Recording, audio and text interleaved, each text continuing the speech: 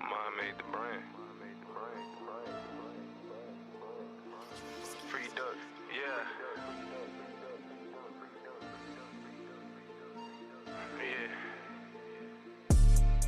I can't stop. I got a grunt trying to make it to the top. They looking at me like I'm crazy, man. Yeah, maybe, but I'm amazing. God made me who I am. Yeah, you know I'm him. Yeah, I'm a king, not a pimp. Driving straight to the rim. Welcome to Mom Made TV. This is King John, and we in here with John Nice, and we are at 190 Drive-Thru Smoke Shop in Killeen, Texas. So I want to ask you, brother, a couple things. I appreciate you for giving me your time for one.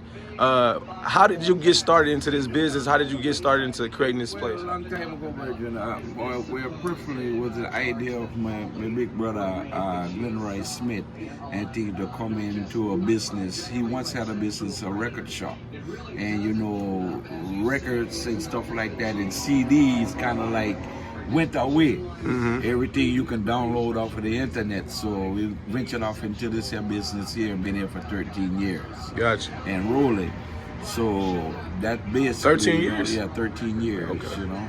So, you know, the idea you got to open up a business to what the people want and demand. So that was really hard to know African Americans in this here industry and stuff like that. When we came in, there was 2 more drive-through smoke shops, but them since left, you know, went out of operation. We still own one operating as far as black owned and operated. Gotcha. Okay, so I want to ask you.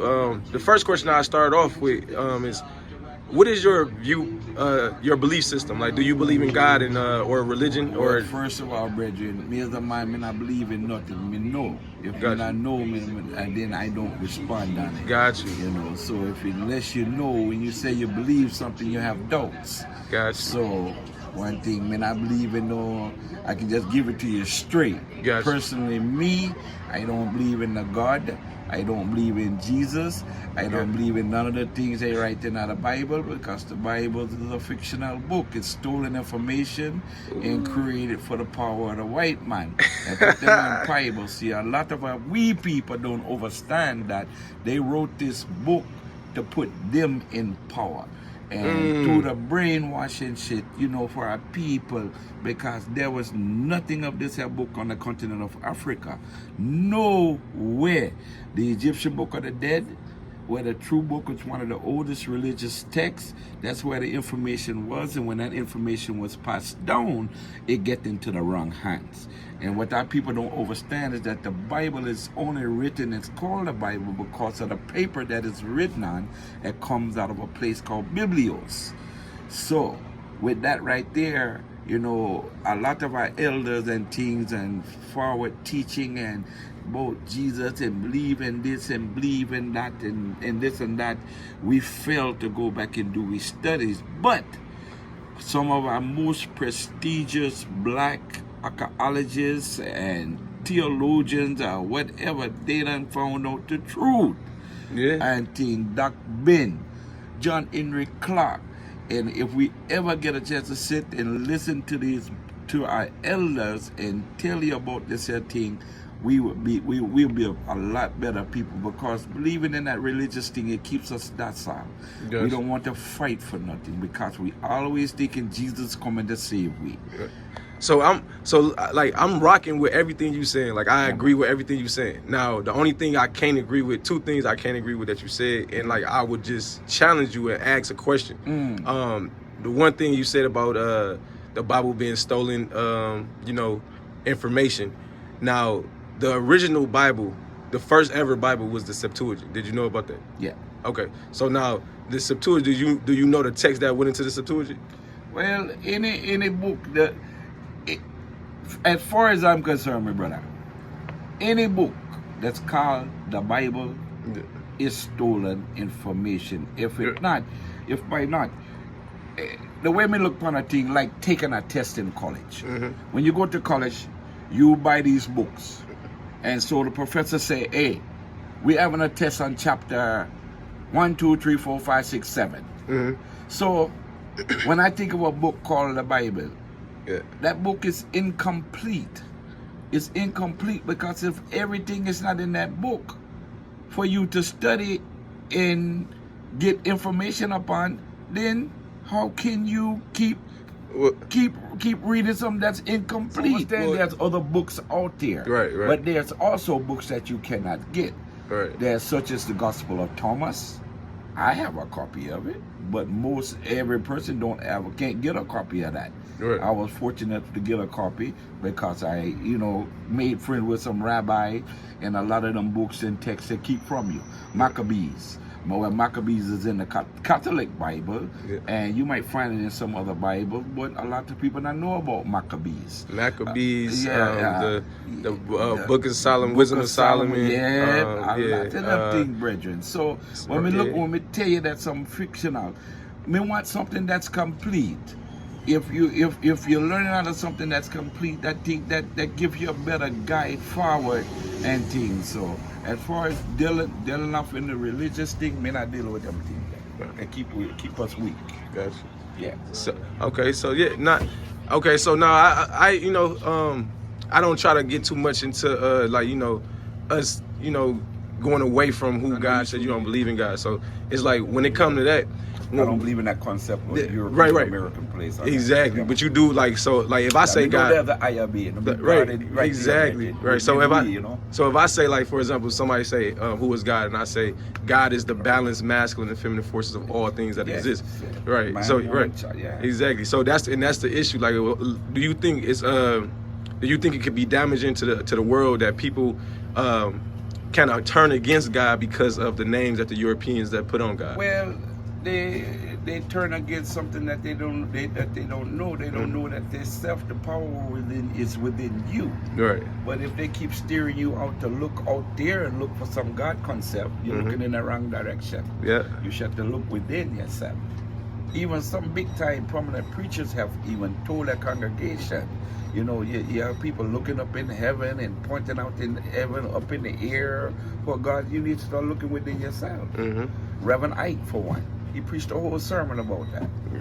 Told his congregation, stop looking out for that man. Look within the ear. That's where it is. So what do you think about black on black violence? Black people going against black people, arguing, fighting, stealing, killing? Anytime. We have to look at the conditions that black people come through.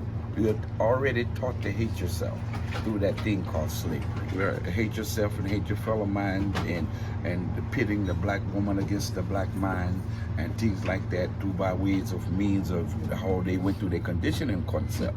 So, and any time you put black people and any form of people in the same area, who they gonna kill? They gonna kill people that's right in those areas. So most black people, we don't live scattered out. We live in our own elements, and that's where you're gonna commit crime.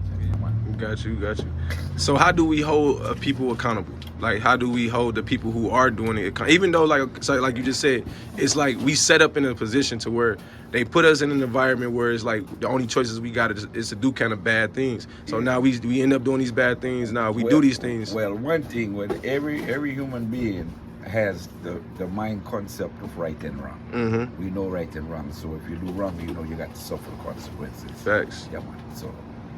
Gotcha. You can't just go out and do wrong and say, oh boy, well, hey, I should get away with this because we all have the concept, the mindset of right and wrong. Exactly. Yeah. So last couple, I got two more questions for you. Yeah. Question I have for you is, what would you tell the youth? What information would you get a youth to do better growing up than most of the youth that we see today, like what they doing? Well, first and foremost, is it's according to who the guidance is coming from. If one thing is we can't grow away from the youth and then try to tell them something. Our biggest mistakes in life, what we do, we get older and we separate ourselves from young people, and that is the most dangerous stuff we can do. Me, I never do that. I'm 61 years old and I still go amongst the youth, and they have more respect for you when you go amongst them. You ain't got to be out there, career boy, pull up your pants and stop doing that, because if you tell them to stop doing something, you have to have ways and means to give them a replacement for what they're doing. So you try to give them the best good counsel that you can, and stuff without, stirring up their, hey man, get away from me, this and that right there. You want to make them want to hear you. And I've never had that problem with people. Got you. Yeah. So, okay, I got you. And so, before I ask you this last question, I want to say this, right? I heard a couple things you were saying. So now, I'm strong. Like if I had the opportunity to stand in front of the whole world, I feel like I can change the whole world in one day. And I would tell everybody that the Bible is the best foundation. The reason why I would say that is only because if you read the Bible, there's no person in this world who can come to me and say, hey, the Bible says this and this is wrong. Like, it's nothing in the book that I can read that's telling me to do the wrong thing. So it's like, what do you feel about that? Like, how do we... Well, like I said, you can give the youth a whole wealth of information without even acknowledging that book. Because you know right from wrong. It's just the way and manners that you deliver it. When we force people to tell me, hey, go to church, go to church, go to church. The Bible. The youth ain't gonna sit down and write. But you got to be able to reach them in their own, elements, man. You telling them to go read, they're not gonna do that. So what would you tell the world if you had the opportunity? This is the last question. What would you tell the world if you had the opportunity right now to tell the whole world whatever you wanted to tell? Love conquers all. Love conquers all. That's your religion. Love. Oh, got you. Yeah. Thank you, man. I appreciate your time. Blessings. Yes, sir. That's it right there. Mom made the brand. Free duck. Yeah.